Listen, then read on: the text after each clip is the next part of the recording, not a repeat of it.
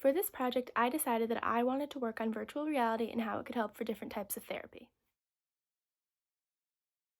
Coming into this project, I knew very little about virtual reality. I'd only ever experienced it once where I was standing on stage playing a concert, and I remember that at every single way I turned, I was able to see the crowd.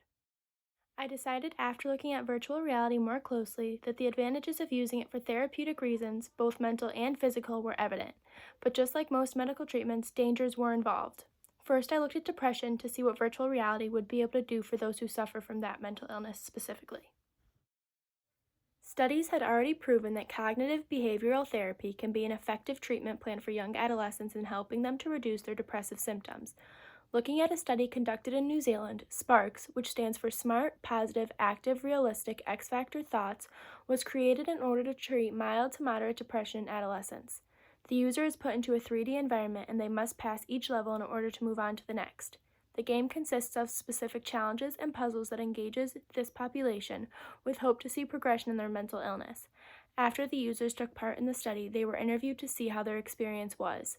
Looking at the results, it was clear that playing the game led to improvements in mood and levels in hope for the patients. After realizing that about depression, I looked to anxiety next, and within the same study, I also learned about psychosis.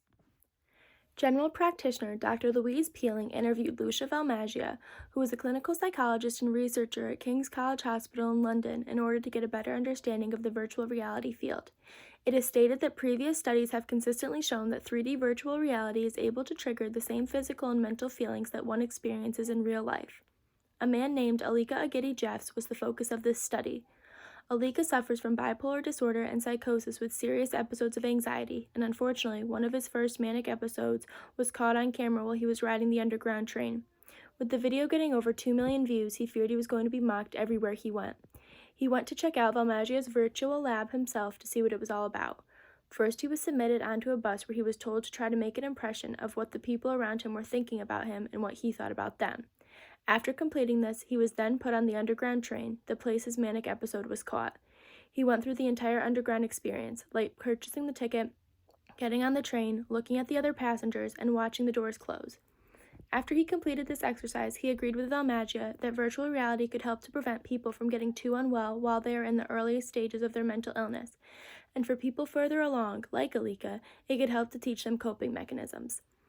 Therapists having the opportunity to be able to submit their patients into environments that trigger them specifically allows them to teach their patients coping techniques firsthand. A lot of the time, it is very difficult for therapists to get a clear understanding as to how their patient feels as they are being triggered. Virtual reality would be able to give them that better understanding.